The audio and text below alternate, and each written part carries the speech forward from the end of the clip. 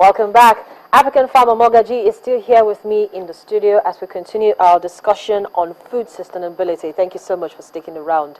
So let's quickly talk about this import bill. For the first quarter of the year, the National Bureau of Statistics reports that about 738 billion naira was spent importing agricultural products. Why do you think Nigeria's import bill is still high? In spite of all the glory, everything you've just said shows that the sector is, on the right track, is getting things done, but we still have a very high import bill. It's cheaper to import than to produce. Now, the insecurities attached to setting up here vis-a-vis the climate change. If we go a bit into the rice industry, now it's cheaper to bring in the rice. They have what is the comparative advantage. They have the swampy lands. They have the workforce. Here, we have the lands. We don't have the equipment to be able to compete, So it's still cheaper to bring it in. The risk is lower to bring it in. So, you see, we, like I always say, CBN, doesn't really need to deprive the rice importers of the Forex. They need to focus on the production here, so that it's not we have this fire brigade approach. Let's have a 3-4 year plan. Let's say, okay, by 3 years time, we would have all our silos will be full with rice, such that in the 3rd year, we will now withdraw this Forex. Now, withdrawing this Forex, don't forget that most of the rice importers have warehouses loaded with rice. So removing the Forex will also just make them make more money in a shorter period as against a longer period. So when we look at it, the rice farmer is still using hoe and cutlass. So there's no way we will compete. Just like cassava. When you're saying cassava in Thailand, the yield, they are getting like 3 times of the yield we have here. They have access to modern equipment. So we don't have that. So there's no way we will compete with them, even though we are the largest producers. We will not process until we have small processing equipment. But General Basso just said something during his open stakeholders meeting then. There was this flour mill that he took on that day. He said, why were they not getting cassava flour? And they said that they were having quality issues. So Obasanjo just said, you're supposed to take equipment to them. Let them process, because cassava flour must be processed within 24 hours. You have the funds. You can access banks. Take the equipment to them and let them do the job. So there's that will to really do what is needful. It's not there. So, if I get you right, because I wanted you to, express yourself before I ask this question. You support the restriction of, for instance, rice importers, wheat and fish from accessing Forex from the CBN's I don't window. support it. But that's what you've just made it seem like. That, the restriction it's not going to be in anybody's favor. In other words, the importers who already have these products here are going to make more money, yes. But it's better for us to import because of production issues. Well, on the interim, leave them to import while we focus on production. When we have what can take care of the country for like 2-3 years, you can now restrict that. But the CBN says they don't even have the power to continue to do that. They want to focus on protecting the reserves. And so for importers of agricultural products like rice, fish and the rest of it, go and source your Forex somewhere else and leave us to do our business protecting the reserves as it were. But back to the production issue. Do we need to have stringent measures taken by the central bank like what we have right now to get the sector to galvanize itself and begin to produce quality and competitive products? Well, what if CBN, withdraws the reserves, and the same measure and the seriousness they have attached to that go to the banks, most of the banks have foreign agri funds with them that they are not disbursing.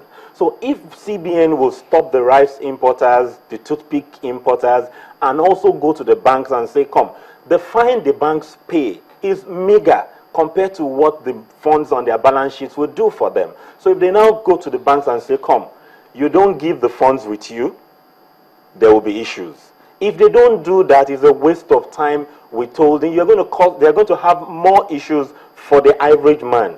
So, but when they go to the banks to say, come, this policy says you must give out X amount of your funds.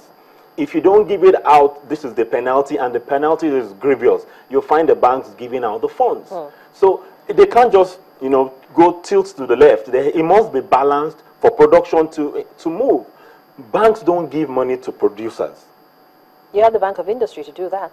Bank of Industry is not doing enough. In fact, I will, if you go and do a survey, they are doing about 30% of what needs to be done vis-a-vis the funds that they have and the willingness of businesses to access these things. You will only be hearing of billions going out. But there are departments in Bank of Industry that are supposed to be giving out 500,000, 1 million. And the real players are the ones that request for small, within 5, 10 million. But you will only be hearing about billion. So the challenge is, who is deceiving who? CBN, whoever is to take care of Bank of Industry, needs to clamp down on Bank of Industries to do this job. We need this economy to move on. So in letting this or making this economy move forward, what kind of interest rate regime are you expecting to see? Well, for agriculture, it has to be single digit. For agric, it has to be single digit, and it has to be a longer period of moratorium. China doubled its per capita income twice in 20 years by giving a long-term loan. The developed countries, Thailand, name the players, the countries playing on the global agricultural sector have special funds. And these special funds, they really give it out. So we need the special funds to get to the real players. And in getting to them, what are you expecting to see from the monetary and the fiscal side to help the sector? Because the monetary authorities will definitely have to do their job, but the fiscal side as well. So what are you expecting to see? Well, I'm optimistic about 2015. Stroke 2016. Despite the fact that most farmers are battling with climate change issue, mechanized agriculture, and the rest of it. The challenge is that funds, the monies that come through oil, is not readily available. Will force everybody to go back to the drawing board.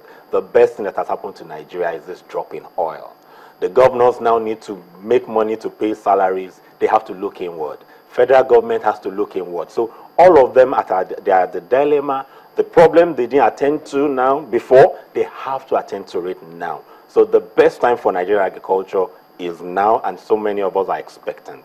There will be initial shakeups, but by the end of the year, it will be a different ball game. And let me tell you this, by the end of this year, agriculture is going to be like GSM business in this country. Everybody will want to be a player, and so it has ripple effects. Processing, marketing, production, everything will be taken care of because funds will come in. And don't forget, the foreign donors, foreign countries have issues. Like America has issues with California. California is the largest producer of tomatoes and some other crops. And they've had drought in the last 4 or 5 years. So they would also open up more imports because there's nothing they can do also to that climate change. So Nigeria is a good platform now, for foreign investors to come in, and it will come. So we're expectant. Well, I know that a lot of people are going to be wondering if we're going to see the price of tomatoes, for instance, drop anytime soon, because the rains are coming. Yes, but not as much as we want. But in the short to medium term, I like to use that phrase. Should we expect to see a drop in the price of tomatoes? Oh yes, it's gradually dropping. It's gradually dropping, and it will, by end of this month, it will be normal. And one good thing that is likely to happen to Nigerian agriculture is that Dr. Adesina being the president of Agri Development Bank, there would be some follow-ups. Africa Development Bank. Why does everybody just expect? No, he understands the word leverage, and funds may not come in directly, but there will be a leverage.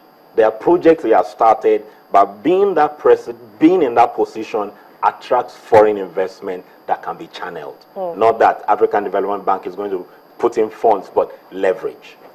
Thank you so much, African Farmer, for coming on the program this morning, and it's always a pleasure to have you. Well, that's the show for today. I've been having a conversation with African farmer Mogaji. He's a farmer and a partner with the Green Collar Jobs Initiative.